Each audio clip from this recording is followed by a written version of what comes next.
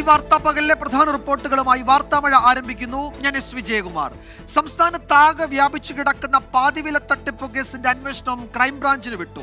Crime branch മേധാവിയുടെ മേൽനോട്ടത്തിൽ പ്രത്യേക അന്വേഷണ സംഘത്തെ ഉടൻ രൂപീകരിക്കണമെന്ന് സംസ്ഥാന പോലീസ് മേധാവി നിർദ്ദേശിച്ചു. 5 ജില്ലകളിലായി രജിസ്റ്റർ ചെയ്ത 34 കേസുകളായിരിക്കും ആദ്യം ക്രൈംബ്രാഞ്ച് അന്വേഷിക്കുക. കേരളം മുൻപ് കണ്ടിട്ടില്ലാത്ത വ്യാപ്തിയുള്ള തട്ടിപ്പ് എന്നത് കണക്കിലെടുത്താണ് അന്വേഷണം ക്രൈംബ്രാഞ്ചിന് കൈമാറിയത്. ക്രൈംബ്രാഞ്ച് സാമ്പത്തിക കുറ്റകൃത്യ വിഭാഗത്തെ അടക്കം ഉൾപ്പെടുത്തി വിപുലമായ പ്രത്യേക അന്വേഷണ സംഘത്തെ ഉടൻ രൂപീകരിക്കും. ഓരോ ജില്ലകളിലും പ്രത്യേക സംഘങ്ങളെ രൂപീകരിച്ചായിരിക്കും കേസന്വേഷണം. ആദ്യം രജിസ്റ്റർ ചെയ്ത 34 കേസുകളിലായി മാത്രം 37 കോടി രൂപയുടെ തട്ടിപ്പ് നടന്നുവെന്നാണ് പോലീസിന്റെ പ്രാഥമിക കണ്ടെത്തൽ. എറണാകുളം 11, ഇടുക്കി 11, ആലപ്പുഴ 8, കോട്ടയം 3, കണ്ണൂർ 1 എന്നിങ്ങനെ 34 കേസുകളാണ് ക്രൈംബ്രാഞ്ച് ആദ്യം അന്വേഷിക്കുക. അനന്തു കൃഷ്ണൻ, KN ആനന്ദകുമാർ തുടങ്ങിയവരെ ചോദ്യം ചെയ്യുകയായിരിക്കും പ്രത്യേക അന്വേഷണ സംഘത്തിന്റെ ആദ്യ നീക്കം. അന്വേഷണം ആരംഭിച്ച ശേഷം ലോക്കൽ പോലീസ് രജിസ്റ്റർ ചെയ്ത മറ്റ് കേസുകൾ കൂടി ക്രൈം സംഘത്തിന്റെ പരിധിയിൽ ഉൾപ്പെടുത്തും. അനന്തു കൃഷ്ണനെതിരെ പുതിയ 3 FIRകളാണ് കൊല്ലത്ത് രജിസ്റ്റർ ചെയ്തത്. സോഷ്യോ എക്കണോമിക് ഡെവലപ്മെന്റ് സൊസൈറ്റിയുടെ മറവിൽ നടന്ന തട്ടിപ്പിൽ 41 ലക്ഷം രൂപ നഷ്ടമായെന്ന് കാസർഗോഡ് വീണ്ടും പരാതി ലഭിച്ചു. ഇടുക്കി ജില്ലയിലെ തോട്ടം തൊഴിലാളികൾ ഉൾപ്പെടെ 500-ൽ അധികം പേർ തട്ടിപ്പിനിരയായി. ആ പുള്ളീനെ പിടിച്ചുകൊണ്ട് പോയി പിറ്റേന്ന് ഞങ്ങൾ പരാതിപ്പെടുവാന്ന് ഞാൻ പറഞ്ഞു. ഞങ്ങളെല്ലാവരും അവരുടെ വീട്ടിൽ ചെന്ന് ചോദിച്ചപ്പോഴേക്കും പുള്ളിക്കാരി ഞങ്ങൾക്ക് ഒരു ഓഡിയോ അയച്ചു തന്നു. ഓഡിയോയിൽ പുള്ളി പറയണത് എന്നാന്ന് വെച്ചിട്ടുണ്ടെങ്കിൽ, ഞാൻ ഈ പൈസ എടുത്ത് പല കാര്യങ്ങൾക്കായി മാറ്റി ചെലവഴിച്ചു, അതുകൊണ്ട് ഞാൻ പുറത്തിറങ്ങിയാൽ നിങ്ങളുടെ പൈസ എന്തായാലും ഉറപ്പായിട്ടും തന്നിരിക്കും. കോഴിക്കോട് ജില്ലയിൽ 4 കേസുകൾ കൂടി രജിസ്റ്റർ ചെയ്തു.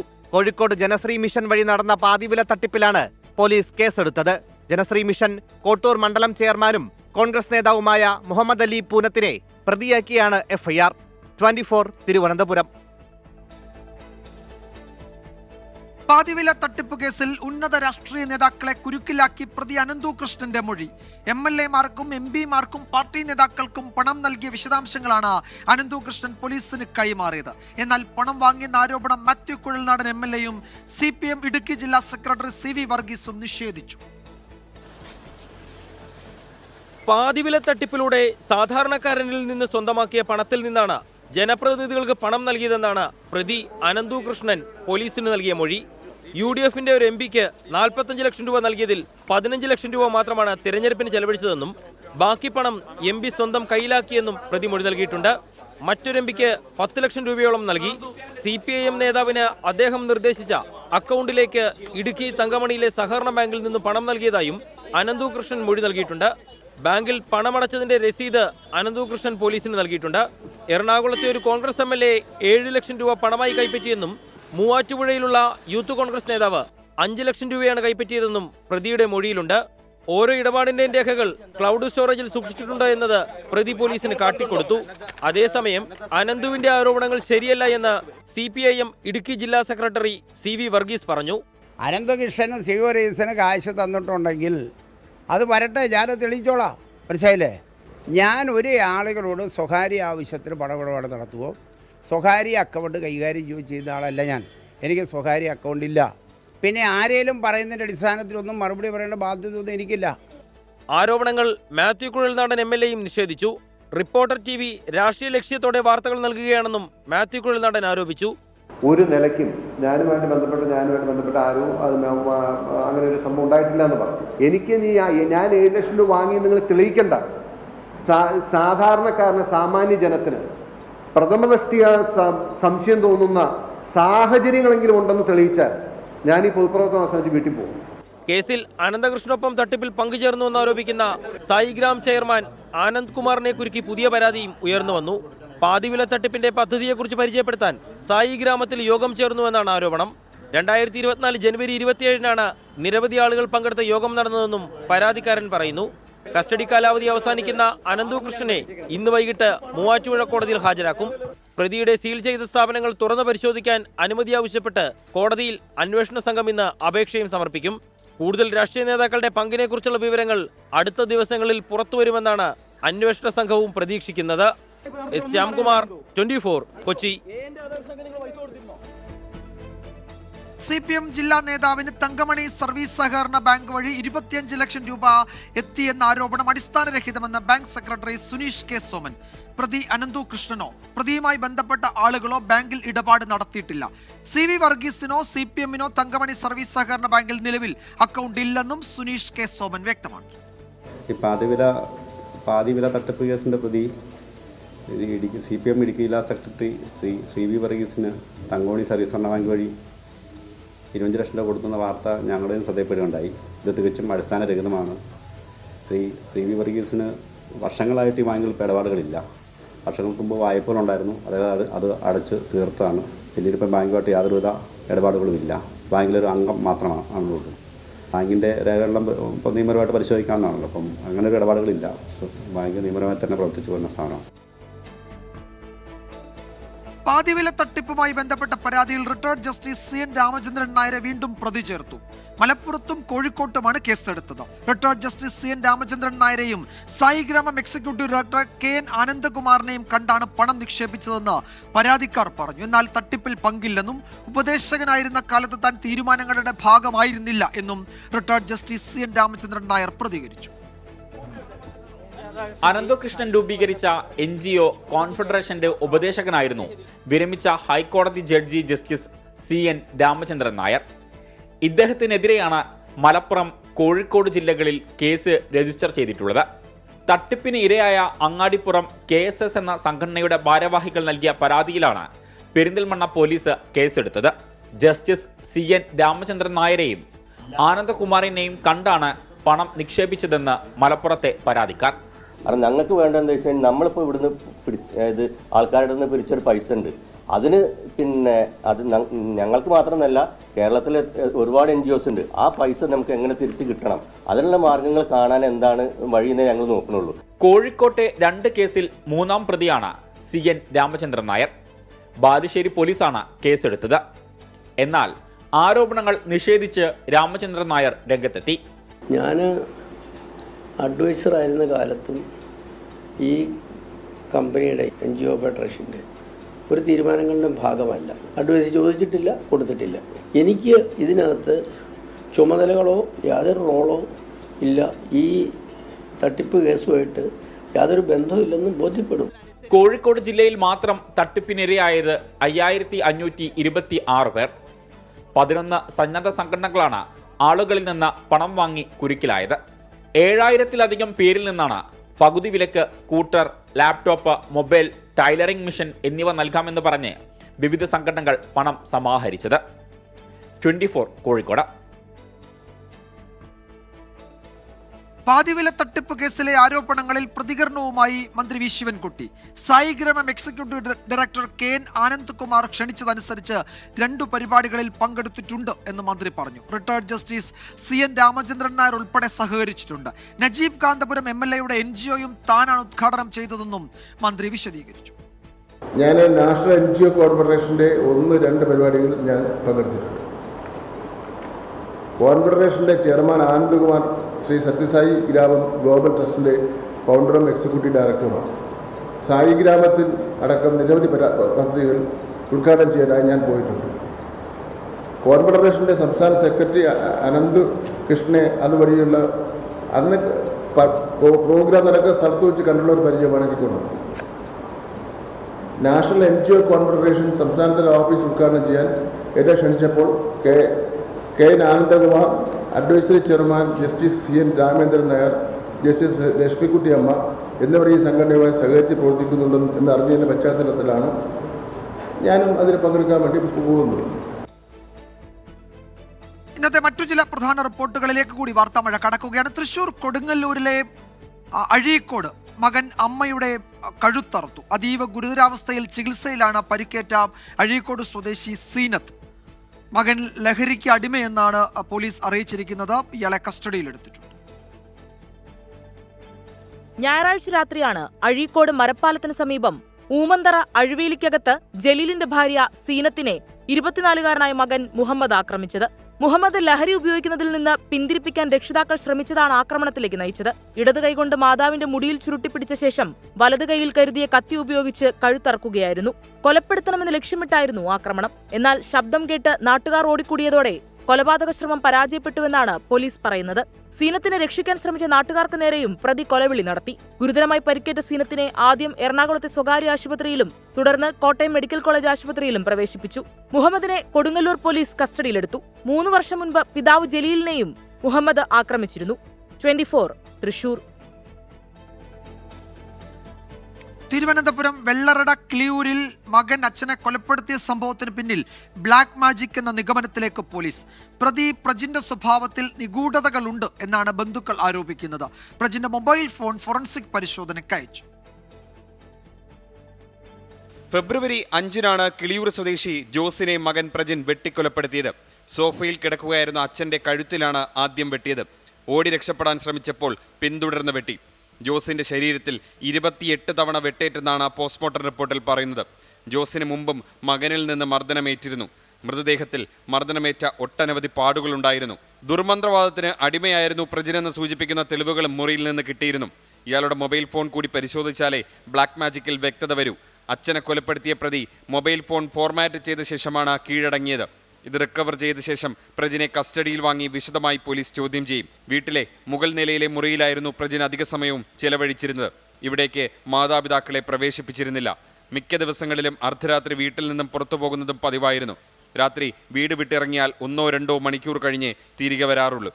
വീട്ടിലെ മുകൾ നിലയിൽ നിന്നും പുറത്തിറങ്ങാൻ കോണിയും സൂക്ഷിച്ചിരുന്നു. കാര്യം തിരക്കിയാൽ ദേഷ്യത്തോടെയാണ് പെരുമാറുക. മുറിയിൽ നിന്ന് ചൈനീസ് ഭാഷയിലെ പാട്ടുകളാണ് കേട്ടിരുന്നതെന്നും ബന്ധുക്കൾ പറയുന്നുണ്ട്. 24 തിരുവനന്തപുരം. എറണാകുളം ചേന്നമംഗലത്ത് ഒരു കുടുംബത്തിലെ 3 പേരെ കൊലപ്പെടുത്തിയ കേസിൽ ഈ മാസം 15-ന് കുറ്റപത്രം സമർപ്പിക്കും. സംഭവം നടന്ന 1 മാസത്തിനുള്ളിലാണ് കേസിൽ കുറ്റപത്രം നൽകുന്നത്. ഗുരുതരമായി പരിക്കേറ്റ ആശുപത്രിയിൽ കഴിയുന്ന ജിതിന്റെ മൊഴി രേഖപ്പെടുത്താൻ കഴിഞ്ഞിട്ടില്ല.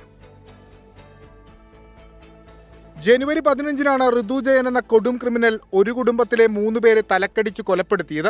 അയൽത്തർക്കമായിരുന്നു കാരണം. പ്രതിക്ക് പരമാവധി ശിക്ഷ ഉറപ്പിക്കുന്നതിനു വേണ്ടിയാണ് കുറ്റപത്രം അതിവേഗം സമർപ്പിക്കുന്നത്. ക്രൂരകൃത്യം കണ്ട കുട്ടികളുടെ മൊഴി, CCTV ദൃശ്യങ്ങൾ, ശാസ്ത്രീയ തെളിവുകൾ തുടങ്ങിയവ അന്വേഷണ സംഘം കൃത്യമായി സമാഹരിച്ചിരുന്നു. പരിക്കേറ്റ് ഗുരുതരാവസ്ഥയിൽ കഴിയുന്ന ജിതിന്റെ മൊഴി രേഖപ്പെടുത്താൻ പോലീസിനായില്ല. ജിതിൻ സംസാരശേഷി വീണ്ടെടുക്കാത്തതാണ് വെല്ലുവിളി. കുറ്റപത്രത്തിനൊപ്പം ആശുപത്രിയിൽ നിന്നുള്ള മെഡിക്കൽ റിപ്പോർട്ട് സമർപ്പിക്കും. കേസിൽ ഋതു ജയൻ മാത്രമാണ് പ്രതി. മുനമ്പം ഡിവൈഎസ്പി S ജയകൃഷ്ണന്റെ നേതൃത്വത്തിലുള്ള 17-അംഗ സംഘമാണ് കേസ് അന്വേഷിച്ചത്. വിഷ്ണു സുരേഷ്, 24 കൊച്ചി. കയർ ബോർഡിൽ തൊഴിൽ പീഡനമെന്ന് പരാതി നൽകിയ ജീവനക്കാരി മരിച്ചു. സെറിബ്രൽ ഹെമറേജ് ബാധിച്ച് ചികിത്സയിലായിരുന്ന സെക്ഷൻ ഓഫീസർ ജോളി മധുവാണ് മരിച്ചത്. ഓഫീസിലെ തൊഴിൽ പീഡനത്തെക്കുറിച്ച് പ്രധാനമന്ത്രിയുടെ ഓഫീസിനും രാഷ്ട്രപതിക്കും ജോളി കത്തയച്ചിരുന്നു. ഇന്ന് രാവിലെ കൊച്ചിയിലെ ആശുപത്രിയിലായിരുന്നു ജോളി മധുവിന്റെ മരണം. നിരന്തര മാനസിക പീഡനത്തെ തുടർന്ന് ജോളി സെറിബ്രൽ ഹെമറേജ് ബാധിതയായിരുന്നുവെന്നാണ് കുടുംബത്തിന്റെ ആരോപണം. കൊച്ചി ഓഫീസ് മേധാവികൾക്കെതിരെയാണ് സെക്ഷൻ ഓഫീസറായ ജോളി മധുവിന്റെ കുടുംബം ആക്ഷേപം ഉന്നയിക്കുന്നത്. കയർ ബോർഡിൻ്റെ കോർപ്പറേറ്റ് ഓഫീസിൽ വർക്ക് ചെയ്യുന്ന ഇവർ അവിടുത്തെ ഇമ്മീഡിയറ്റ് സുപ്പീരിയർ ഓഫീസേഴ്സുമായിട്ട് ഉണ്ടായിട്ടുള്ള ചില അവരുടെ നിലപാടുകളെ ചോദ്യം ചെയ്തതിൻ്റെ പശ്ചാത്തലത്തിലാണ് ഇവർക്കെതിരെ കർശനമായിട്ടുള്ള നിലപാടുകൾ മാനേജ്മെന്റ് എടുക്കാൻ നിർബന്ധിതനായതാണ് മനസ്സിലാക്കുവാൻ സാധിക്കുന്നത്. വിധവയും അർബുദബാധിതയുമായ ജോളി മധുവിന് അവശേഷിക്കുന്നത് 3 വർഷത്തെ സർവീസ് മാത്രം. ഇതിനിടയിലാണ് പ്രതികാര നടപടിയായി ആന്ധ്രയിലേക്ക് സ്ഥലം മാറ്റിയത്. രോഗിയാണെന്ന പരിഗണന പോലും നൽകിയില്ലെന്ന് കുടുംബം പറയുന്നു. ശമ്പളവും പ്രമോഷനും തടഞ്ഞുവെച്ചെന്നും ആക്ഷേപമുണ്ട്. വിഷയത്തിൽ കയർ ബോർഡ് ഇതുവരെ പ്രതികരിച്ചിട്ടില്ല. വിഷ്ണു സുരേഷ്, 24 കൊച്ചി. എറണാകുളം സൗത്ത് വാഴക്കുളത്ത് കുടുംബങ്ങളെ ഒഴിപ്പിക്കുന്നതിനെതിരെ വലിയ പ്രതിഷേധം നടക്കുകയാണ്. ഇപ്പോൾ പര്യത്തുകാവിലാണ് ഒഴിപ്പിക്കൽ നടപടികൾ. സമരത്തിനിടെ 2 സ്ത്രീകൾ കുഴഞ്ഞു വീണു. ജുഡീഷ്യൽ കമ്മീഷനെ പ്രതിഷേധക്കാർ വഴിയിൽ തടയുകയും ചെയ്തു. അമൽ സുരേന്ദ്രൻ വിവരങ്ങൾ നൽകും കൊച്ചിയിൽ നിന്ന്. അമൽ, ഈ അഭിഭാഷക കമ്മീഷൻ ഇപ്പോൾ അറിയിച്ചിരിക്കുന്നത് ഈ നടപടികൾ ഇന്ന് തന്നെ പൂർത്തിയാക്കും, പിന്നോട്ട് പോകാൻ കഴിയില്ല, ഇക്കാര്യത്തിൽ തീരുമാനങ്ങളിൽ ഏതെങ്കിലും തരത്തിൽ ഇനി കാലതാമസം വരുത്താൻ കഴിയില്ല എന്നാണല്ലോ. അങ്ങനെയാണെങ്കിൽ കാര്യങ്ങൾ സങ്കീർണമാകുമോ? എന്തായിരിക്കും അവിടെ സംഭവിക്കുക? ജനപ്രതിനിധികളൊക്കെ അവിടെ എത്തിയിട്ടുണ്ടോ? വിജയകുമാർ, ഏറെക്കാലമായിട്ട് എറണാകുളം സൗത്ത് വാഴക്കുളത്തെ നീറുന്ന ഒരു പ്രശ്നമാണ് പരിയാത്തുകാവ് കോളനിയിലെ ആളുകളെ കുടിയൊഴിപ്പിക്കണം എന്ന് ആവശ്യപ്പെട്ടുകൊണ്ട് കോടതിയെ സമീപിച്ചിരിക്കുന്ന, ഈ സ്ഥലത്തിന് മേൽ ഉടമസ്ഥാവകാശം പറഞ്ഞുകൊണ്ട് കോടതിയെ സമീപിച്ചിരുന്ന ശങ്കരൻ നായരുടെ കുടുംബത്തിന്റെ അവകാശവാദവും അതിനെ തുടർന്ന് അതിനെ ചെറുത്തു നിൽക്കുവാനുള്ള ഇവിടുത്തെ പിന്നോക്ക ജാതിയിൽപ്പെട്ട കുടുംബങ്ങളുടെ ശ്രമവും എന്ന് പറയുന്നത് ഏറെക്കാലമായിട്ടുള്ള ഇവിടുത്തെ പ്രശ്നമാണ്. ഇപ്പോൾ അഭിഭാഷക കമ്മീഷൻ ഇവിടെ എത്തിയിരുന്നു. അഭിഭാഷക കമ്മീഷൻ കഴിഞ്ഞ 7 തവണയും ഇവിടെ എത്തിയിരുന്നു. 7 തവണയും ഇവിടെ സർവേ നടപടികൾ പൂർത്തീകരിക്കുക എന്ന ലക്ഷ്യത്തോടു കൂടിയായിരുന്നു അഭിഭാഷക കമ്മീഷൻ എത്തിയത്. അപ്പോഴെല്ലാം ഇവിടുത്തെ പ്രദേശവാസികളുടെ ഭാഗത്ത് നിന്ന് അതിനെ എതിർക്കുന്ന സമീപനമാണ് ഉണ്ടായത്. ഇപ്പോൾ പോലീസുമായിട്ട് കോടതി ഉത്തരവിന്റെ അടിസ്ഥാനത്തിൽ, അതായത് പെരുമ്പാവൂർ മുനിസിപ്പൽ കോടതിയുടെ ഉത്തരവിന്റെ അടിസ്ഥാനത്തിലാണ് ഈ കുടുംബങ്ങൾ, 20ഓളം പേർ വരുന്ന ഈ കുടുംബങ്ങളെ, ഇവരുടെ കാലങ്ങളായിട്ടുള്ള ഏതാണ്ട് 60 വർഷത്തോളമായി ഇവിടെ താമസിക്കുന്നവരാണ് ഇവർ, ഇവിടെ നിന്നും കുടിയിറക്കുക എന്ന ലക്ഷ്യത്തോടു കൂടി അഭിഭാഷക കമ്മീഷൻ വലിയൊരു പോലീസ് സന്നാഹത്തോടു കൂടി ഇവിടെ എത്തിയിരിക്കുന്നത്. എന്തൊക്കെ തരത്തിലുള്ള പ്രതിബന്ധങ്ങൾ ഉണ്ടായാലും ഇന്ന് തന്നെ ഒഴിപ്പിക്കൽ നടപടികളുമായി മുന്നോട്ട് പോകുമെന്നാണ് കമ്മീഷൻ നമ്മളോട് അറിയിച്ചിട്ടുള്ളത്. എന്നാൽ പ്രതിഷേധക്കാരുടെ ഭാഗത്തു നിന്ന് വരുന്ന പ്രതികരണം എന്ന് പറയുന്നത് അഭിഭാഷക കമ്മീഷൻ നിയമവിരുദ്ധമായിട്ട് ഈ ഒരു പ്രതിഷേധത്തെ കാണുന്നു, അല്ലെങ്കിൽ ഈ ഒരു കാര്യത്തിൽ ഇടപെടുന്നു.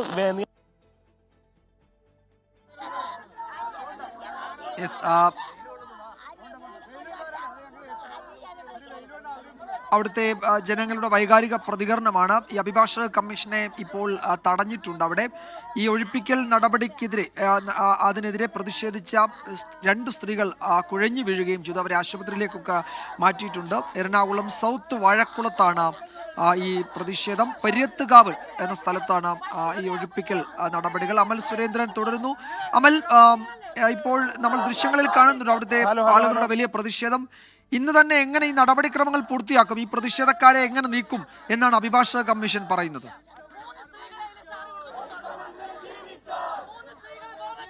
ഇന്ന് തന്നെ എന്തായാലും ഈ പ്രതിഷേധക്കാരെ ഈ സംഭവ സ്ഥലത്ത് നിന്ന്, അല്ലെങ്കിൽ ഈ ഒരു സമരം നടക്കുന്ന ഇവരുടെ പരിയാത്ത് കോളനിയിൽ നിന്ന്, ഇവരുടെ വർഷങ്ങളായുള്ള താമസ സ്ഥലത്ത് നിന്ന് കുടിയിറക്കുന്ന നടപടികളുമായി മുന്നോട്ട് പോകുമെന്നാണ് അഭിഭാഷക കമ്മീഷൻ പറയുന്നത്. യാതൊരു തരത്തിലുള്ള സമവായത്തിനും തയ്യാറല്ല എന്നൊരു നിലപാടാണ് അഭിഭാഷക കമ്മീഷന്റെ ഭാഗത്ത് നിന്ന് എന്തായാലും ഉണ്ടായിട്ടുള്ളത്. കാരണം കഴിഞ്ഞ വർഷം ഇവിടെ സർവേ നടപടികളുമായി മുന്നോട്ട് പോകാൻ, ഈ സ്ഥലം അളന്ന് തിട്ടപ്പെടുത്തുവാൻ, ഏതാണ്ട് 19 ഏക്കറോളം വരുന്ന ഈ ഒരു സ്ഥലം അളന്ന് തിട്ടപ്പെടുത്തുവാൻ അഭിഭാഷക കമ്മീഷൻ ഇവിടെ എത്തിയപ്പോൾ അദ്ദേഹത്തിന് നേരെ കയ്യേറ്റ ശ്രമം ഉണ്ടായിരുന്നു. ആ കയ്യേറ്റ ശ്രമത്തിന്റെയൊക്കെ പശ്ചാത്തലത്തിലാണ് ഇപ്പോൾ വലിയൊരു പോലീസ് സന്നാഹം തന്നെ ഇവിടെ എത്തിയിരിക്കുന്നത്.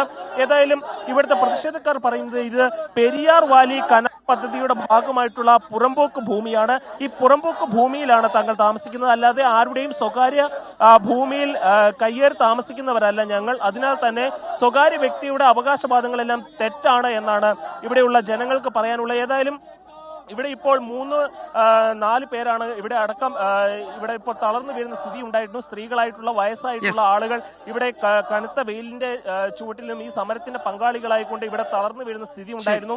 ഏതായാലും പോലീസ് ജാഗ്രതയോട് കൂടി തന്നെയാണ് ഈ ഒരു സമരത്തെ കണക്കാക്കുന്നത്. അവർ ശരി അമൽ, എന്തായാലും അക്കാര്യത്തിൽ അഭിഭാഷക കമ്മീഷൻ അവരുടെ നിലപാടിൽ ഉറച്ചു നിൽക്കുകയാണ്. ജനങ്ങൾ ഒരു കാരണവശാലും അവിടെ ഒന്നും ഒഴിഞ്ഞു പോകില്ല എന്ന് അറിയിച്ചിട്ടുണ്ട്.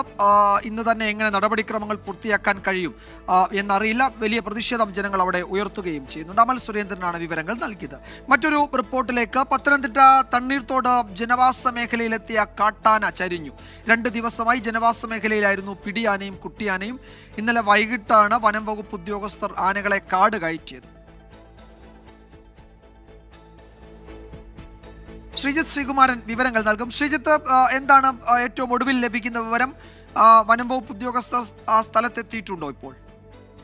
വനം വകുപ്പ് ഉദ്യോഗസ്ഥർ ഈ ആനയുടെ ജലത്തിനടുത്ത് എത്തിയിട്ടുണ്ട് വിജയകുമാർ. ഇത് തണ്ണിത്തോട് മേഖലയിലായിരുന്നു ഇറങ്ങിയിരുന്നത്. അത് തണ്ണിത്തോട് ഫോറസ്റ്റ് സ്റ്റേഷന്റെ പരിധിയായിരുന്നു. ഇപ്പോൾ കോന്നി റേഞ്ചിന് കീഴിലുള്ള കൊക്കാത്തോട് ഫോറസ്റ്റ് സ്റ്റേഷന്റെ പരിധിയിലെ ആണ് ഈ ജഡം ഇപ്പോൾ കണ്ടെത്തിയിരിക്കുന്നത്. ഇന്നലെ കുട്ടിയാനയെ കൂട്ടി ആന വീണ്ടും കല്ലാറിൽ നിലയുറപ്പിക്കുകയായിരുന്നു. ഏതാണ്ട് 30 വയസ്സോളം പ്രായം വരുന്ന പിടിയാനയാണ് എന്നാണ് ഏറ്റവും ഒടുവിൽ വനംവകുപ്പ് ഉദ്യോഗസ്ഥർ പറയുന്നത്.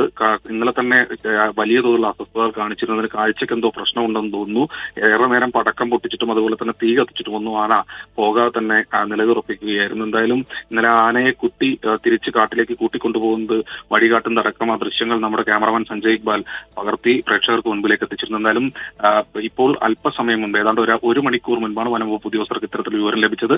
പരിശോധന ഈ ആനയെ ട്രാക്ക് ചെയ്യണമെന്ന് കഴിഞ്ഞ ദിവസം നിർദ്ദേശമുണ്ടായിരുന്നു. അതിന്റെ അടിസ്ഥാനത്തിൽ നടത്തിയ നടത്തിയ പരിശോധനയുടെ അടിസ്ഥാനത്തിലാണ് ഇപ്പോൾ ഏറ്റവും ഒടുവിൽ മൃതദേഹം കണ്ടെത്തിയിരിക്കുന്നത്. ഡെപ്യൂട്ടി റേഞ്ച് ഓഫീസർ അടക്കമുള്ള ആളുകൾ വനത്തിനുള്ളിലേക്ക് തിരിച്ചിട്ടുണ്ട് എന്നാണ് വിവരം. എന്തായാലും കാട്ടാന ചെരിഞ്ഞിരിക്കുന്നത്. ഈ കുട്ടിയാന ഇപ്പോൾ എവിടെയാണെന്നതിനെ കുറിച്ചൊരു വ്യക്തത ഇതുവരെ ഇല്ല എന്നാണ് ഏറ്റവും ഒടുവിൽ മനസ്സിലാക്കുന്നത്. വിജയകുമാർ. യെസ്, 2 ദിവസമായി ജനവാസ മേഖലയിലായിരുന്നു ഈ ദൃശ്യങ്ങളിൽ കാണുന്ന പിടിയാനയും കുട്ടിയാനയും.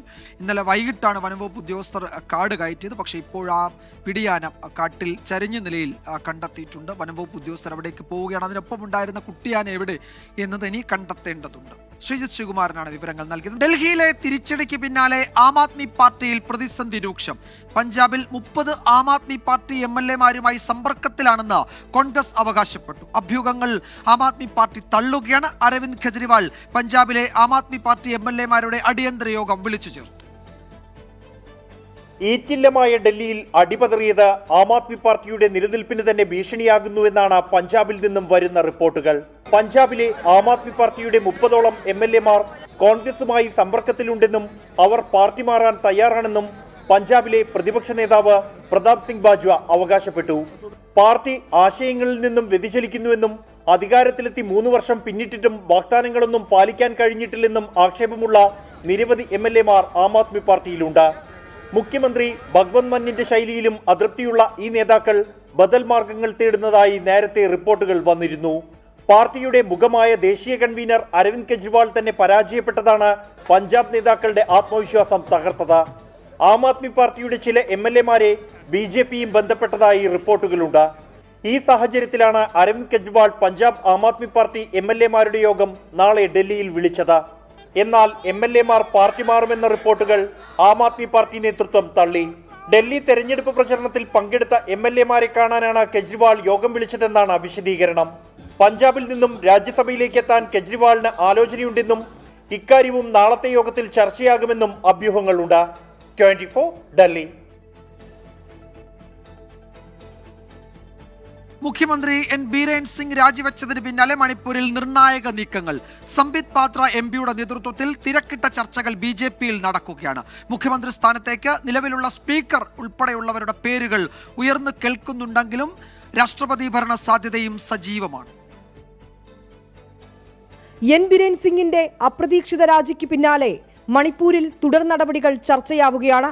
സ്പീക്കർ സത്യപത്ര സിംഗ്, മന്ത്രി യുമാൻ ഗേംചന്ദ് സിംഗ്, BJP ദേശീയ അധ്യക്ഷ ശാരദാദേവി എന്നിവരുടെ പേരുകൾ മുഖ്യമന്ത്രി സ്ഥാനത്തേക്ക് ഉയരുന്നുണ്ട്. എന്നാൽ നിലവിലെ രാഷ്ട്രീയ സാഹചര്യത്തിൽ മാസങ്ങളെങ്കിലും മണിപ്പൂർ രാഷ്ട്രപതി ഭരണത്തിലേക്ക് നീങ്ങാനാണ് സാധ്യത. മുഖ്യമന്ത്രി സ്ഥാനത്തേക്ക് എൻ ബിരേൻ സിംഗ് തന്നെ തിരിച്ചുവരാനുള്ള സാധ്യതയും തള്ളിക്കളയാനായേക്കില്ല. മെയ്തൈ വിഭാഗത്തിന്റെയും തീവ്ര സംഘടനകളുടെയും പൂർണ്ണ പിന്തുണ ഇപ്പോഴും എൻ ബിരേൻ സിംഗിനു തന്നെയാണ്. മണിപ്പൂർ BJPക്കുള്ളിലെ പ്രശ്നങ്ങൾ കൂടി പരിഹരിച്ചുകൊണ്ടാകും തുടർ നീക്കങ്ങൾ. MP സംബിത് പത്രയുടെ നേതൃത്വത്തിൽ ഇതിനായി ചർച്ചകൾ ആരംഭിച്ചു. ബിരേൻ സിംഗിന്റെ രാജിക്ക് പിന്നാലെ ഇംഫാലിൽ സുരക്ഷ വർദ്ധിപ്പിച്ചിട്ടുണ്ട്. രാജിവെച്ചൊഴിഞ്ഞെങ്കിലും എൻ ബിരേൻ സിംഗിനെ BJP ദേശീയ നേതൃത്വത്തിന് തള്ളിക്കളയാനാകില്ല. മുഖ്യമന്ത്രിയെ മാറ്റുന്നത് കൊണ്ട് മാത്രം ശാശ്വത പരിഹാരമുണ്ടാകുന്നതല്ല മണിപ്പൂരിലെ മെയ്തൈ കുക്കി സംഘർഷങ്ങൾ. പ്രത്യേക ഭരണപ്രദേശം വേണമെന്ന ആവശ്യത്തിൽ കുക്കി സംഘടനകൾ ഉറച്ചു നിൽക്കുകയാണ്. എങ്കിലും ചർച്ചകളിൽ സമാധാന അന്തരീക്ഷത്തിനു തന്നെയാണ് പ്രഥമ പരിഗണന. വിനീത VG 24 ഡൽഹി. കിഫ്ബി റോഡുകളിൽ നിന്ന് ടോൾ പിരിക്കാൻ തീരുമാനിച്ചിട്ടില്ല എന്നും അത് പറഞ്ഞ് ജനങ്ങളെ ആശങ്കപ്പെടുത്തരുതെന്നും ധനമന്ത്രി KN ബാലഗോപാൽ. കിഫ്ബിക്ക് വരുമാനദായകമായ പദ്ധതികൾ വേണമെന്നും ധനമന്ത്രി നിയമസഭയിൽ പറഞ്ഞു. കിഫ്ബി വെന്റിലേറ്ററിലാണെന്നും ജനങ്ങൾക്ക് ബാധ്യതയായി മാറിയെന്നും പ്രതിപക്ഷ നേതാവ് VD സതീശൻ വിമർശിച്ചു. കിഫ്ബി പദ്ധതികൾ താളം തെറ്റിയെന്ന ആക്ഷേപത്തിലൂടെ ടോൾ പിരിക്കാനുള്ള നീക്കം നിയമസഭയിൽ ഉന്നയിക്കാനാണ് പ്രതിപക്ഷം ശ്രമിച്ചത്. റൂൾ 50 പ്രകാരമുള്ള ഉപക്ഷേപത്തിന് നോട്ടീസ് നൽകിയ പ്രതിപക്ഷം K-ഫോണിനും K-റെയിലിനും ശേഷം K-ടോൾ വരുന്നുവെന്നാണ് ആരോപിച്ചത്. ടോൾ പിരിക്കാൻ തീരുമാനിച്ചിട്ടില്ലെന്നാണ് സർക്കാരിന്റെ മറുപടി. ഇപ്പോൾ ഈ ടോളിന്റെ കാര്യം പറഞ്ഞിട്ടും ഒക്കെ പറഞ്ഞ ആളുകളെ ആശങ്കപ്പെടുത്തേണ്ട കാര്യമില്ല. സർക്കാരിന്റെ സഞ്ചിത നിധിയിൽ നിന്ന് പണം പറ്റുന്ന കിഫ്ബി ഇപ്പോൾ തന്നെ ജനങ്ങൾക്ക് ബാധ്യതയാണ്. ടോൾ പിരിച്ച് ഇനിയും ബാധ്യത അടിച്ചേൽപ്പിക്കരുതെന്ന് പ്രതിപക്ഷം ആവശ്യപ്പെട്ടു. ട്രിപ്പിൾ ടാക്സേഷനാണ്. ട്രിപ്പിൾ ടാക്സേഷനാണ്.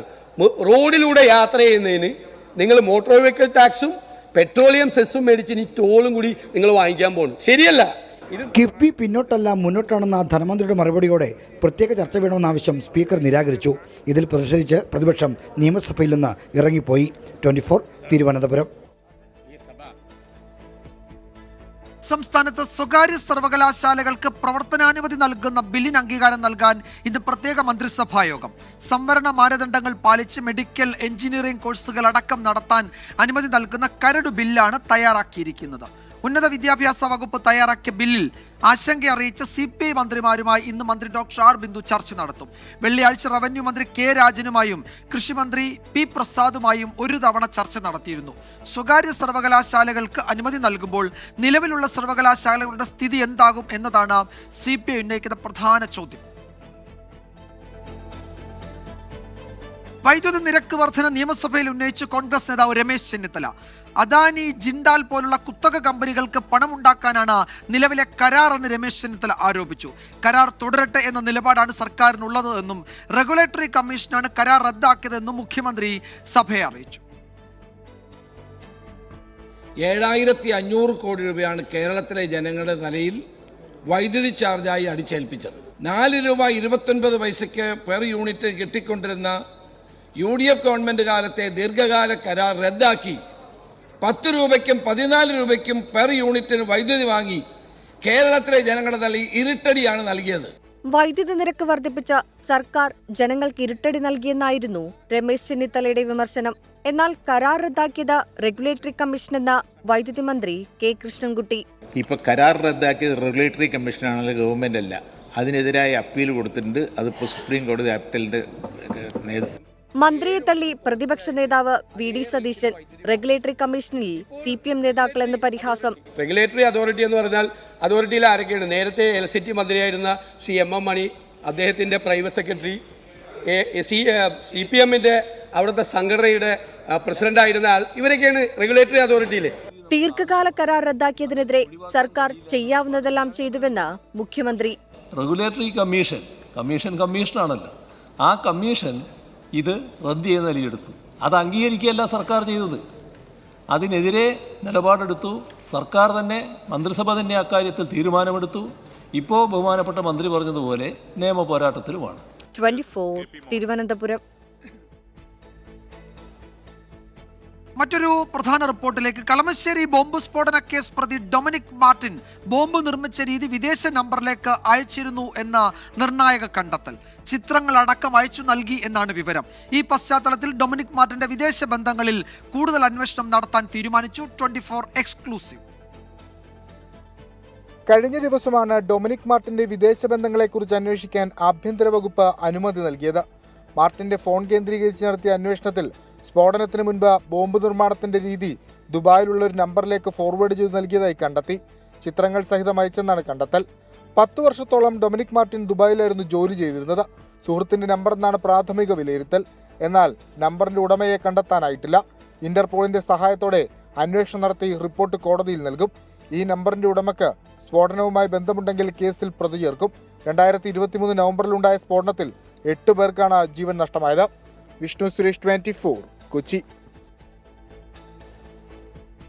റോഡടച്ച് സമരവും രാഷ്ട്രീയ സമ്മേളനങ്ങളും നടത്തിയ കേസിൽ CPI നേതാക്കൾ ഹൈക്കോടതിയിൽ നേരിട്ട് ഹാജരായി. CPI സംസ്ഥാന സെക്രട്ടറി ബിനോയ് വിശ്വം, പന്ന്യൻ രവീന്ദ്രൻ എന്നിവരാണ് കോടതിയിലെത്തിയത്. ഹൈക്കോടതി നിർദ്ദേശപ്രകാരമാണ് ഇരുവരും നേരിട്ട് ഹാജരായിരിക്കുന്നത്. കേസ് അല്പസമയത്തിനകം പരിഗണിക്കും. ശ്രീകാന്ത് വിവരങ്ങൾ നൽകും കൊച്ചിയിൽ നിന്ന്. ശ്രീകാന്ത്, കോടതി നടപടികളുടെ മറ്റു വിവരങ്ങൾ എന്തൊക്കെയാണ്? കൂടുതൽ നേതാക്കളോട് ഇന്ന് നേരിട്ട് ഹാജരാകാൻ പറഞ്ഞിരുന്നല്ലോ, അവരും എത്തും എന്ന് കരുതാം അല്ലേ?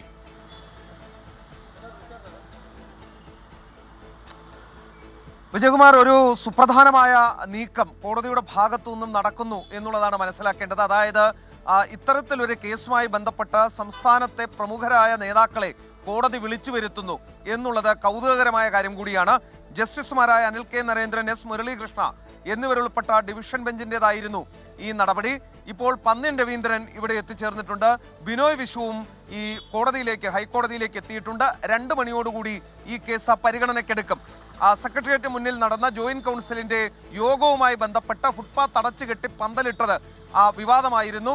അത് കോടതി കേസായി പരിഗണിക്കുകയും ചെയ്തു. തുടർന്നാണ് ഇവരെ വിളിച്ചു വരുത്തിയത്. അല്പസമയത്തിനകം കോൺഗ്രസ് നേതാക്കൾ കൂടി എത്തും. അത് ഈ കോർപ്പറേഷന്റെ നേരെ എതിർവശത്ത് പന്തലും കസേരയും ഇട്ട് യോഗം നടത്തിയതിനാണ് മുഹമ്മദ് ഷിയാസ് അടക്കമുള്ള ആളുകളെ വിളിച്ചു വരുത്തിയിട്ടുള്ളത്. ഒപ്പം സിറ്റി പോലീസ് കമ്മീഷണറോടും ഹാജരാകാൻ പറഞ്ഞിരുന്നു. അങ്ങനെ പല തരത്തിലുള്ള വഞ്ചിയൂരിൽ സമാനമായ രീതിയിൽ CPIM റോഡ് അടച്ചു കെട്ടി പന്തലിട്ട് യോഗം നടത്തിയതുമായി ബന്ധപ്പെട്ട് MV ഗോവിന്ദനോടും ഹാജരാകാൻ പറഞ്ഞതാണ്. പക്ഷേ അദ്ദേഹം 12-ാം തീയതി ഹാജരാകാം എന്നറിയിച്ചതിന്റെ അടിസ്ഥാനത്തിൽ അദ്ദേഹത്തിന് ഇളവ് നൽകിയിട്ടുണ്ട്. മറ്റ് നേതാക്കൾ എല്ലാവരും തന്നെ ഇന്ന് ഹാജരാകും. അതിന്മേൽ കോടതി വിശദമായ അവരുടെ വാദം കൂടി നേരിട്ട് കേൾക്കുകയും ചെയ്യും. എന്തായാലും കൗതുകകരമായ രംഗങ്ങൾ ഹൈക്കോടതിയിൽ ഉണ്ടാകാൻ പോകുന്നു. 2 മണിക്ക് കേസെടുക്കും. ശ്രീകാന്താണ് വിവരങ്ങൾ നൽകിയത്. ഈ 2 മണിക്കായി കേസ് കോടതി പരിഗണനയ്ക്കെടുക്കുകയാണ്. എന്തായിരിക്കും ഹൈക്കോടതി ഈ വിഷയത്തിൽ എടുക്കാൻ പോകുന്ന നിലപാട് എന്നത് വളരെ പ്രധാനപ്പെട്ടതാണ്. പ്രത്യേകിച്ച് ഈ റോഡ് ഗതാഗതം തടഞ്ഞ് പാർട്ടി സമ്മേളനങ്ങൾ, സമരപരിപാടികളൊക്കെ നടത്തുന്നതിനെതിരെ കോടതി കർശന നിലപാട് സ്വീകരിച്ചിരുന്നു. ആ ഒരു പശ്ചാത്തലത്തിൽ CPI സംസ്ഥാന സെക്രട്ടറി ബിനോയ് വിശ്വവും പ്രധാനപ്പെട്ട നേതാക്കൾ പന്നിൻ രവീന്ദ്രൻ ഉൾപ്പെടെയുള്ളവർ ഇന്ന് ഹാജരായിട്ടുണ്ട്.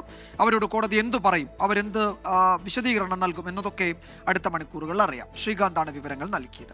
വയനാട് പനമരത്ത് CPM പൊതുയോഗത്തിൽ വീണ്ടും വിവാദ പരാമർശം. പനമരം പഞ്ചായത്ത് പ്രസിഡന്റായി മുസ്ലിം ലീഗ് നിശ്ചയിച്ചത് മുസ്ലിം സ്ത്രീയെ എന്നും കോൺഗ്രസ് ഇടപെടലിനെ തുടർന്ന് ആദിവാസി പെണ്ണിനെ പ്രസിഡന്റാക്കിയെന്നുമാണ് CPM ജില്ലാ കമ്മിറ്റി അംഗം AN പ്രഭാകരന്റെ പരാമർശം.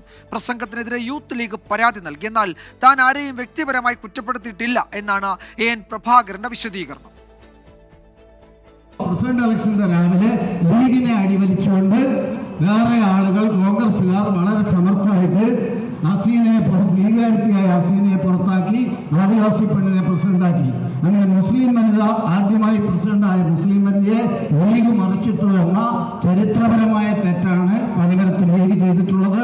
വയനാട്ടിലെ മുതിർന്ന CPIM നേതാവും ജില്ലാ കമ്മിറ്റി അംഗവുമായ AN പ്രഭാകരന്റെ ഈ വാക്കുകളാണ് വിവാദമായത്. പ്രഭാകരന്റേത് വർഗീയ പരാമർശമെന്നാരോപിച്ച മുസ്ലിം യൂത്ത് ലീഗ് പോലീസിൽ പരാതി നൽകി. ജനറൽ വിഭാഗത്തിലുള്ള പ്രസിഡന്റ് തെരഞ്ഞെടുപ്പിൽ ജനറൽ വിഭാഗത്തെ മാറ്റി നിർത്തി ഒരു മുസ്ലിം വനിതയ്ക്ക് പ്രസിഡന്റാവാനുള്ള അവസരം നിഷേധിച്ചതിന് മുസ്ലിം ലീഗ് മറുപടി പറയേണ്ടി വരുമെന്ന ഗുരുതരമായ ആരോപണം CPM പോലുള്ള ഒരു പുരോഗമന പ്രസ്ഥാനത്തിൻ്റെ നേതാവിൽ നിന്ന് ഉണ്ടാവാൻ പാടില്ലാത്ത ഏറ്റവും വലിയ ആരോപണമായിട്ടാണ് പാർട്ടി ഇതിനെ കാണുന്നത്.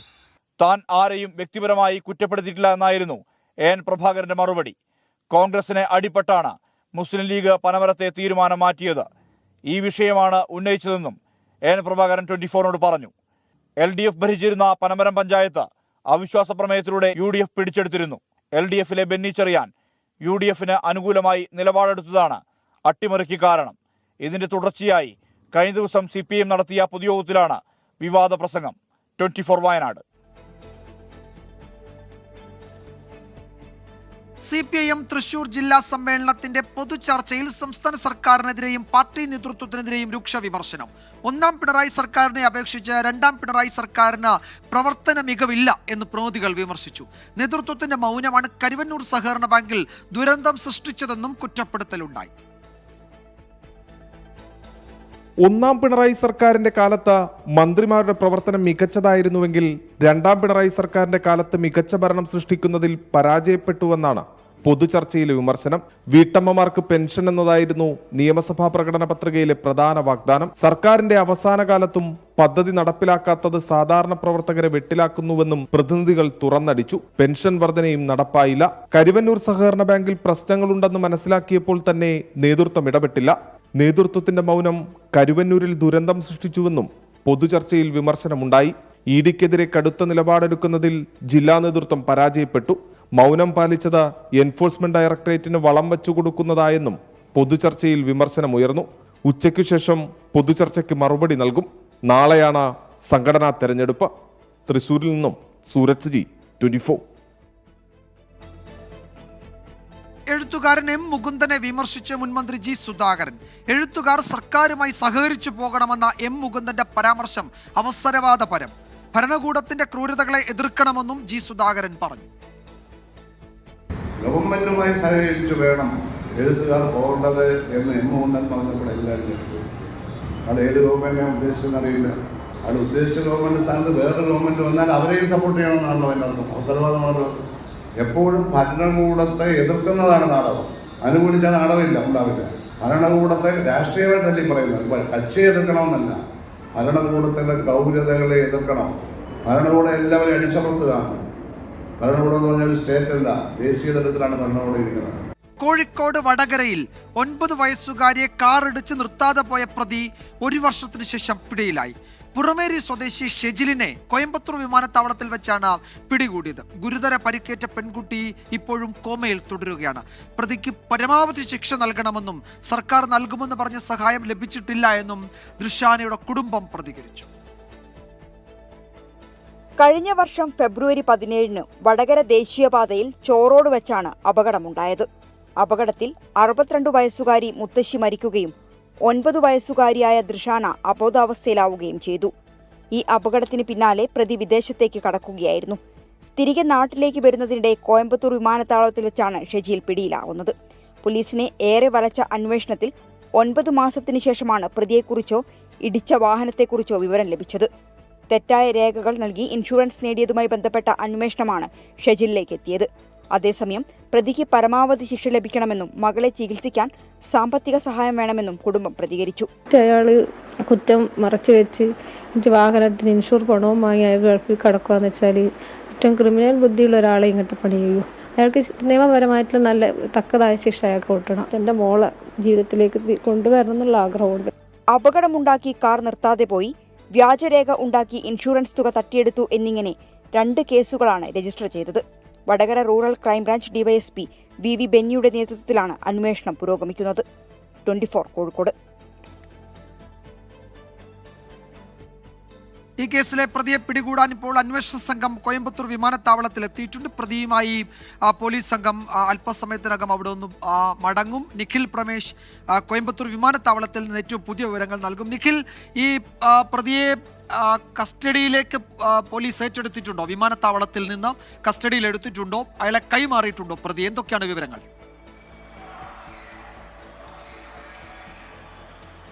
വിജയകുമാർ, ഷജിലിനെ പിടികൂടുന്നതിന് വേണ്ടിയിട്ടുള്ള, ഇവിടെ നിന്ന് ഏറ്റെടുക്കുന്നതിന് വേണ്ടിയിട്ടുള്ള വടകരയിൽ നിന്നുള്ള അന്വേഷണ സംഘം ഏതാണ്ട് 5 മിനിറ്റ് മുൻപ് ഞാനിപ്പോൾ ഉള്ള കോയമ്പത്തൂർ വിമാനത്താവളത്തിലേക്ക് എത്തിച്ചേർന്നിട്ടുണ്ട്. അല്പസമയത്തിനകം തന്നെ, അതായത് ഒരു 5 മിനിറ്റിനകം പ്രതിയും കൊണ്ട് വടകരയിലേക്ക് തിരിക്കാൻ കഴിയുമെന്നുള്ള പ്രതീക്ഷയാണ് അന്വേഷണ സംഘം ഇവിടേക്ക് എത്തിയപ്പോൾ നമ്മളുമായി പങ്കുവച്ചത്. ഈ കേസുമായി ബന്ധപ്പെട്ട് ഏതാണ്ട് 9 മാസത്തിലധികമായി പ്രതി പോലീസിന്റെ അന്വേഷണ വലയത്തിലായിരുന്നു. പ്രതിക്ക് വേണ്ടിയിട്ടുള്ള കാടടച്ചുള്ള തിരച്ചിൽ പോലീസ് നടത്തിയിരുന്നു. ഇതിനിടയിലാണ് പ്രതി വിദേശത്തേക്ക് കടന്നു കളഞ്ഞത്. പ്രതിയെ സംബന്ധിച്ചിടത്തോളം നാട്ടിലേക്ക് തിരികെ വരണമെന്നുള്ള ആഗ്രഹം കഴിഞ്ഞ കുറേയേറെ നാളുകളായി ഉണ്ടായിരുന്നു. കേരളത്തിലെ ഏത് വിമാനത്താവളത്തിൽ വന്നിറങ്ങിയാലും ഒരുപക്ഷെ പിടിയിലാകാനുള്ള സാധ്യത വളരെ കൂടുതലാണ് എന്ന് മനസ്സിലാക്കിയതിന്റെ പശ്ചാത്തലത്തിലായിരുന്നു ഇത്രമേൽ ക്രൂരമായ ആ കുഞ്ഞിനെ ഇടിച്ചിട്ട് നിർത്താതെ പോയ കേസിലെ പ്രതി, മാധ്യമങ്ങൾ ഒരുപാട് ചർച്ച ചെയ്യപ്പെട്ട ഏറെ കൊളക്കം സൃഷ്ടിച്ച ഈ കേസിലെ പ്രതി നാട്ടിലേക്ക് എത്താതിരുന്നത്.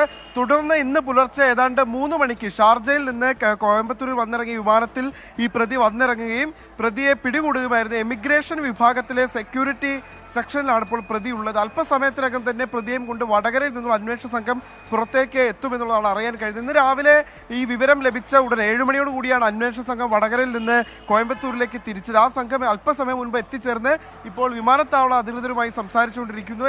ഈ എമിഗ്രേഷൻ വിഭാഗത്തിലെ സുരക്ഷാ വിഭാഗത്തിലാണ് പ്രതി ഉള്ളത്. അവരുമായി സംസാരിച്ചുകൊണ്ടിരിക്കുകയാണ്. അല്പസമയത്തിനകം തന്നെ ഈ കേസിലെ പ്രതി പുറത്തേക്ക് ഇറങ്ങും. പ്രതിയെയും കൊണ്ട് അന്വേഷണ സംഘം പുറത്തേക്ക് എത്തുമെന്നുള്ളതാണ് നമുക്ക് മനസ്സിലാക്കാൻ കഴിയുന്നത്. ഇവിടെ ഉള്ളിലേക്ക് പ്രവേശിക്കുമ്പോൾ തന്നെ ആ ഉദ്യോഗസ്ഥർ പറഞ്ഞിരുന്നു ഒരു 10 മിനിറ്റ് നേരത്തെ പ്രൊസീജിയർ മാത്രമേ ഉള്ളൂ. അത് പൂർത്തിയായാൽ പ്രതിയെയും കൊണ്ട് പുറത്തേക്ക് ഇറങ്ങുമെന്നാണ് അവർ പറയുന്നത്. എന്തായാലും ഏതാനും നിമിഷങ്ങൾക്കകം പ്രതിയെയും കൊണ്ട് അന്വേഷണ സംഘം പുറത്തേക്ക് വരും. വിജയകുമാർ, നടപടിക്രമങ്ങൾ പൂർത്തിയാക്കി പ്രതിയുമായി അല്പസമയത്തിനകം കേരളത്തിൽ നിന്ന് പോയ പോലീസ് സംഘം പുറത്തേക്ക് വരും. നിഖിൽ പ്രമേശാണ് വിവരങ്ങൾ നൽകിയത് കോയമ്പത്തൂർ വിമാനത്താവളത്തിൽ നിന്ന്. എറണാകുളം കാലടിയിൽ കാട്ടാന ആക്രമണം. കല്ലാള എസ്റ്റേറ്റ് ഡിവിഷനിലെ തൊഴിലാളി പ്രസാദിന്റെ വാരിയെല്ലിനു പരിക്കേറ്റു. പാലക്കാട് ധോണിയിലും കോഴിക്കോട് കാരശ്ശേരിയിലും പുലിയെ കണ്ടുവെന്ന് നാട്ടുകാർ പറഞ്ഞു. അതിരപ്പള്ളി വനമേഖലയിൽ മസ്തകത്തിൽ മുറിവേറ്റ കാട്ടാനയുടെ ആരോഗ്യനിലയിൽ പുരോഗതിയില്ല. പുതിയ ദൃശ്യങ്ങൾ 24 ലഭിച്ചു. എറണാകുളം കല്ലല പ്ലാന്റേഷനിലെ കാട്ടാന ആക്രമണത്തിൽ പരിക്കേറ്റ പ്രസാദ് നേരിട്ടത് ക്രൂരമായ ആക്രമണമാണ്. പ്രസാദിന്റെ വാരിയെല്ലുകൾ ശ്വാസകോശത്തിലേക്ക് തുളച്ചു കയറി. പ്രദേശത്ത് സ്ഥിരം കാട്ടാന ശല്യമുണ്ടെന്നും ദൃസാക്ഷി പറഞ്ഞു. സ്ഥിരമായിട്ട് ആന വരുന്ന ഒരു ഭാഗമാണ്. അപ്പോൾ അവിടെ ചെന്നപ്പോൾ താഴെ വേറൊരു ആനയെ കണ്ടു. ആ ആനയെ ശ്രദ്ധിച്ച ആൾ നിൽക്കുമ്പോൾ വേറെ ആന പുറകിലൂടെ വന്ന് ആക്രമിക്കായിരുന്നു എന്നുള്ളതാണ് അറിയാൻ കഴിഞ്ഞത്. ആന അദ്ദേഹത്തെ ഓടിച്ചു. അദ്ദേഹം 1-2 പ്രാവശ്യം വീണു. അതിനുശേഷം ആന അദ്ദേഹത്തെ കുത്താൻ ശ്രമിക്കുകയും അതിന്റെ പുള്ളിയുടെ പാന്റിന്റെ ഉള്ളിലൂടെ കൊമ്പ് കോർത്ത് പുള്ളി കൊമ്പിൽ തൂങ്ങിക്കിടക്കായിരുന്നു എന്നാണ് ഇപ്പോൾ ചെറിയ ബോധാവസ്ഥയുണ്ട്, എന്നാലും സംസാരിക്കുന്നുണ്ട്, ആള് ഭംഗിയുണ്ട്. അതിരപ്പള്ളി വനമേഖലയിൽ മസ്തകത്തിൽ മുറിവേറ്റ നിലയിൽ കണ്ടെത്തിയ കാട്ടാനയുടെ ആരോഗ്യസ്ഥിതി മാറ്റമില്ലാതെ തുടരുകയാണ്. ആന അവശയായി വെറ്റിലപ്പാറ സ്കൂളിന് സമീപം നിൽക്കുന്ന ദൃശ്യങ്ങൾ 24-ന് ലഭിച്ചു.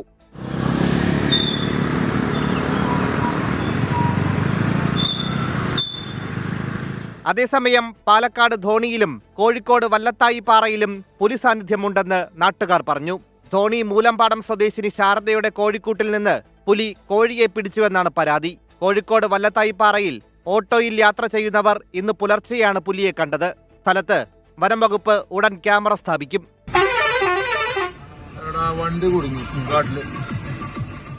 വയനാട് മുത്തങ്ങ കർണാടക ബന്ദിപ്പൂർ വനമേഖലയിൽ ചരക്കുവാഹനങ്ങൾ തടഞ്ഞ കാട്ടാനയുടെ ദൃശ്യങ്ങളും പുറത്തു വന്നു. പഴവും പച്ചക്കറികളും കയറ്റി വന്ന വാഹനങ്ങളാണ് തടഞ്ഞിട്ടത്. വിവിധ ബ്യൂറോകൾക്കൊപ്പം 24 കോഴിക്കോട്. ഇപ്പോൾ വരുന്ന മറ്റൊരു റിപ്പോർട്ട്, കോഴിക്കോട് തേനീച്ചയുടെ കുത്തേറ്റ് 7 പേർക്ക് പരിക്കേറ്റുവെന്നാണ്. വിലങ്ങാട് ഇന്ദിരാനഗർ വെണ്ടേക്കും പോയില്ലാണ് ഈ സംഭവം. പരിക്കേറ്റ ഒരാളുടെ നില ഗുരുതരമാണ്. ഷഹദ് റഹ്മാൻ വിവരങ്ങൾ നൽകും കോഴിക്കോട് നിന്ന്. ഷഹദ്, എങ്ങനെയാണ് ഈ തേനീച്ചകൾ ഈ നാട്ടുകാരെ വ്യാപകമായി കുത്താൻ ഇടയായത്? ഈ തേനീച്ച കൂട് ആരെങ്കിലും ഇളക്കുകയോ മറ്റോ ചെയ്ത് ആണോ ഈ വ്യാപകമായ ആക്രമണം ഉണ്ടായത്? വിജയകുമാർ, ഈ തേനീച്ച എവിടെ നിന്നാണ് വന്നതെന്നോ ഇതിന്റെ കൂടെ എവിടെയാണ് എന്നത് സംബന്ധിച്ച് ഇതുവരെ ഒരു വ്യക്തത വന്നിട്ടില്ല. കഴിഞ്ഞ മണിക്കൂറിൽ, അതായത് 7 പേർക്കായിരുന്നു ഇത്തരത്തിൽ കുത്തേറ്റ് പരിക്കേറ്റത് എന്ന വാർത്ത വന്നിട്ടുണ്ടായിരുന്നെങ്കിൽ നിലവിൽ ഇപ്പോൾ അത് കൂടുതൽ ആളുകളിലേക്ക് ഇത്തരത്തിൽ തേനീച്ചയുടെ കുത്തേറ്റ് പരിക്ക് പറ്റിയിട്ടുണ്ട് എന്നുള്ള കാര്യമാണ് നമുക്ക് മനസ്സിലാക്കാൻ സാധിക്കുന്നത്. ഇതിൽ അതീവ ഗുരുതരമായിട്ട് ഒരു സ്ത്രീക്കാണ് പരിക്കേറ്റിട്ടുള്ളത്. 2 സഹോദരന്മാരായിരുന്നു ഇന്ന് രാവിലെ ടാപ്പിങ്ങിനായിട്ട് പോയിട്ടുണ്ടായിരുന്നത്. അവരെ തേനീച്ച കുത്തുകയും അവർ വെള്ളത്തിൽ ചാടി രക്ഷപ്പെടാൻ ശ്രമിക്കുകയും ചെയ്തു. എന്നാൽ അവിടെ നിന്നും രക്ഷയില്ലാതായപ്പോൾ ഇവർ ഓടി ഈ സ്ത്രീയുടെ വീട്ടിലേക്ക് കയറുകയായിരുന്നു. ആ ഘട്ടത്തിലാണ് സ്ത്രീയെയും തേനീച്ച കുത്തിയിട്ടുള്ളത്. അത്തരത്തിൽ ഇപ്പോൾ നിലവിലെ സാഹചര്യത്തിൽ 9 പേർക്കാണ് ഈ തേനീച്ചയുടെ കുത്തേറ്റ് ഇപ്പോൾ അവർ ആശുപത്രിയിൽ ചികിത്സ തേടിയിട്ടുള്ളത്. അതിൽ ഒരു സ്ത്രീയുടെ നിലയാണ് ഗുരുതരമായിട്ട് തുടരുന്നത്. യെസ്, ഷഹദ് റഹ്മാനാണ് വിവരങ്ങൾ നൽകിയത്. ഇപ്പോൾ 9 പേർക്ക് തേനീച്ചയുടെ കുത്തേറ്റിരിക്കുന്നു. അതിൽ ഒരാളുടെ നില ഗുരുതരവുമാണ്. മറ്റൊരു റിപ്പോർട്ടിലേക്ക്, ആലപ്പുഴ അർത്തുങ്കലിൽ ഗുണ്ടാ സംഘം ബാർ അടിച്ചു തകർത്തു. ചള്ളിയിൽ കാസിൽ എന്ന ബാറിന് നേരെയാണ് ആക്രമണമുണ്ടായത്. സംഭവത്തിൽ കടക്കരപ്പള്ളി സ്വദേശി വിഷ്ണു പിടിയിലായി.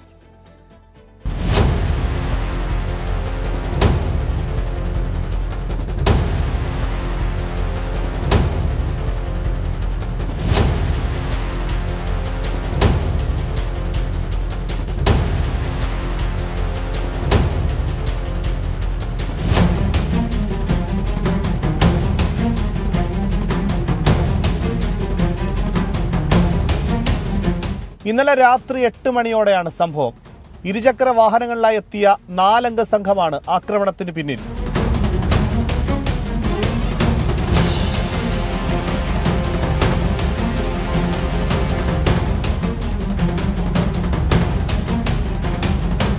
മുഖം മറച്ച് മാരകായുധങ്ങളുമായി എത്തിയവരെ കണ്ട് ജീവനക്കാരും ബാറിലെത്തിയവരും ഭയന്നോടി.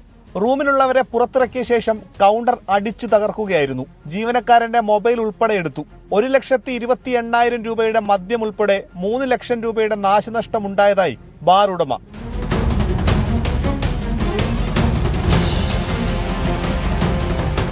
ആക്രമണത്തിന് പിന്നിൽ കൊട്ടേഷൻ സംഘമാണെന്നാണ് പോലീസ് സംശയിക്കുന്നത്. സംഭവത്തിൽ കടക്കരപ്പള്ളി സ്വദേശി വിഷ്ണു പോലീസ് പിടിയിലായി. ബാറിൽ ഫോറൻസിക് സംഘം പരിശോധന നടത്തി. സംഘത്തിൽ കാപ്പ കേസ് പ്രതികൾ ഉൾപ്പെടെയുള്ളവർ ഉണ്ടായിരുന്നുവെന്നാണ് പോലീസ് അറിയിക്കുന്നത്. 24 ആലപ്പുഴ. കൊല്ലം വിലങ്ങറ തൃക്കുഴിയൂർ സുബ്രഹ്മണ്യ സ്വാമി ക്ഷേത്രത്തിലെ തൈപ്പൂയ ഉത്സവം നാളെ. ഒരുക്കങ്ങൾ പൂർണ്ണമെന്ന് ക്ഷേത്രോത്സവ സമിതി അറിയിച്ചു. അറുമുഖ കാവടികളും ആനച്ചമയങ്ങളും നിരത്തിയ കാവടി ചമയം ഭക്തർക്ക് ദൃശ്യവിരുന്നാണ്.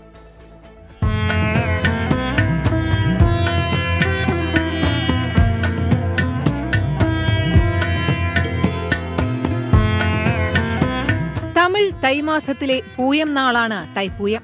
സുബ്രഹ്മണ്യ ക്ഷേത്രങ്ങളിൽ ഷഷ്ടി പോലെ വളരെ പ്രധാനപ്പെട്ട ദിവസമാണ് തൈപ്പൂയ കാവടിയാട്ടവും. വിലങ്ങറ തൃക്കുഴിയൂർ സുബ്രഹ്മണ്യ സ്വാമി ക്ഷേത്രത്തിൽ കാവടിയാട്ടത്തിന് മുന്നോടിയായി കാവടി ചമയമൊരുക്കി.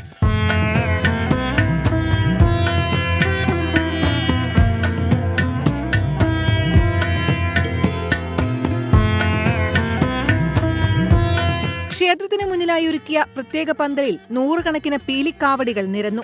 ഊമയായ ബാലന് സംസാരശേഷി തിരിച്ചു കിട്ടിയ വിലങ്ങറ കാവടിയാട്ടം ഫെബ്രുവരി 11 ചൊവ്വാഴ്ചയാണ്. പളനിയിൽ പോകാൻ പറ്റാത്ത ഒരു സാഹചര്യത്തിൽ പോലും നമ്മുടെ ക്ഷേത്രത്തിലേക്ക് തലമുണ്ടനം പോലുള്ള ഒരു മഹത് കർമ്മം എത്തുകയുണ്ടായി. അതിനുശേഷം അന്ന് തൊട്ട് ഇന്ന് വരെ വളരെയധികം ജനത്തിരക്കാണ്. അറുമുഖ കാവടികളും ആനച്ചമയങ്ങളും നിരത്തിയ കാവടിച്ചമയം ഭക്തർക്ക് ദൃശ്യവിരുന്നാകും. ദേവരഥപൂജ, കാവടിപ്പൂജ എന്നിവയും ചൊവ്വാഴ്ച തൈപ്പൂയ ദിനത്തിൽ കാവടിയാട്ടവും നടക്കും. തൈപ്പൂയത്തോടനുബന്ധിച്ച് നമ്മുടെ ഒരുക്കങ്ങളെല്ലാം ഏകദേശം പൂർത്തിയായി കഴിഞ്ഞു. ഇനി 2 നാൾ മാത്രമേ ഉള്ളത്. നമ്മൾ ഏകദേശം 50ഓളം ക്ഷേത്രങ്ങളിൽ നിന്നും ഘോഷയാത്രകൾ നമ്മുടെ ക്ഷേത്രത്തിലേക്ക് എത്തുന്നു. അതിന് ഏകദേശം നമ്മുടെ ഒരു 100ഓളം വോളണ്ടിയേഴ്സിനെയും ചുമതലക്കാരെയും നമ്മൾ സജ്ജമാക്കി കഴിഞ്ഞു. നാളെ 10,000ങ്ങളെ സാക്ഷിയാക്കി കാവടിയാട്ടം നടത്തും. ഉത്സവത്തിനായുള്ള എല്ലാ ഒരുക്കങ്ങളും പൂർത്തിയായെന്നും വിവിധ സ്ഥലങ്ങളിൽ നിന്ന് വിലങ്ങറയിലേക്ക് KSRTC പ്രത്യേക സർവീസ് നടത്തുമെന്നും ക്ഷേത്ര ഭാരവാഹികൾ അറിയിച്ചു. 24 കൊല്ലം. പരീക്ഷാ പേ ചർച്ചയിൽ വിദ്യാർത്ഥികളുമായി സംവദിച്ച് പ്രധാനമന്ത്രിയും നരേന്ദ്രമോദി. സമ്മർദ്ദങ്ങൾ അതിജീവിക്കണമെന്നും പരീക്ഷകളെ ജീവിതത്തിന്റെ അവസാനമായി കാണരുതെന്നും പ്രധാനമന്ത്രി പറഞ്ഞു. ഡൽഹിയിലെ സുന്ദർ നഴ്സറിയിലായിരുന്നു വിദ്യാർത്ഥികളുമായി പ്രധാനമന്ത്രി സംവദിച്ചത്.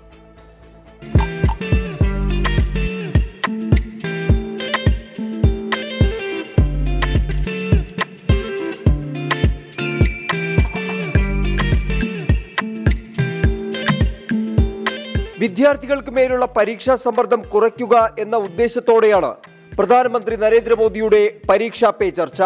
പരിപാടിയുടെ 8ാം പതിപ്പിൽ വിദ്യാർത്ഥികളുമായി സംവദിക്കാൻ പ്രധാനമന്ത്രി എത്തിയത് ഡൽഹിയിലെ സുന്ദർ നഴ്സറിയിൽ. പരീക്ഷയാണെല്ലാമെന്ന മാനസികാവസ്ഥയിൽ ജീവിക്കരുതെന്ന് പ്രധാനമന്ത്രി വിദ്യാർത്ഥികളോട്. പ്രഷർ मन में न लेते हुए अपना ध्यान, आज मैंने इतना पढ़ना तय किया था, ये अगर कर लेते हैं आप आराम से उस प्रेशर में से भी अपने आप को दिखा सकते. സമയം ഏതു തരത്തിൽ വിനിയോഗിക്കണമെന്ന് വിദ്യാർത്ഥികൾ ചിന്തിക്കണം. വർത്തമാനകാലത്തിൽ കൂടുതൽ ശ്രദ്ധ ചെലുത്തണം. ഒരു മടിയും കൂടാതെ നിങ്ങളുടെ ചിന്തകൾ മറ്റുള്ളവരുമായി പങ്കുവെക്കണമെന്നും നരേന്ദ്രമോദി. अगर वो गया तो यूं ही पास चला हो गया, वो रहता नहीं अपने आप में. अगर उसको जी लिया तो जिंदगी का हिस्सा बन जाता है. लेकिन जी कब सकते हैं? देखिए बहुत बढ़िया हवा चल रही है, लेकिन आपका ध्यान है कि हवा. വിദ്യാർത്ഥികൾക്ക് മാത്രമല്ല രക്ഷിതാക്കൾക്കും മോദി നിർദ്ദേശങ്ങൾ നൽകി. എല്ലാവർക്കും മുന്നിൽ നിങ്ങളുടെ കുട്ടികളെ പ്രദർശന വസ്തു ആക്കരുതെന്നും പ്രധാനമന്ത്രി പറഞ്ഞു. വിദ്യാർത്ഥികളുടെ സംശയങ്ങൾക്കും പ്രധാനമന്ത്രി മറുപടി നൽകി. 24 ഡൽഹി. ഫ്രാൻസ് US സന്ദർശനത്തിനായി പ്രധാനമന്ത്രി നരേന്ദ്രമോദി യാത്ര തിരിച്ചു. പ്രസിഡന്റ് ഡൊണാൾഡ് ട്രംപിന്റെ ക്ഷണപ്രകാരമാണ് സന്ദർശനമെന്ന് മോദി വ്യക്തമാക്കി. സന്ദർശനത്തിലൂടെ സാങ്കേതിക വിദ്യ, വ്യാപാരം, പ്രതിരോധം തുടങ്ങിയ മേഖലകളിൽ സഹകരണം വർദ്ധിക്കുമെന്നും പ്രധാനമന്ത്രി പറഞ്ഞു. എന്നാൽ ഇന്ത്യൻ കുടിയേറ്റക്കാരെ വിലങ്ങണയിച്ച് തിരിച്ചയച്ചതിൽ പ്രധാനമന്ത്രിയുടെ പ്രതികരണമുണ്ടായില്ല. നോക്കാം ഇന്നത്തെ സ്വർണ്ണവില. ഇന്നത്തെ സ്വർണ്ണനിരക്ക് സമർപ്പിക്കുന്നത് സ്പർശ ഗോൾഡ് ആൻഡ് ഡയമണ്ട്സ്. ഡിജിറ്റലാകൂ ഇനി സ്പർശയോടൊപ്പം.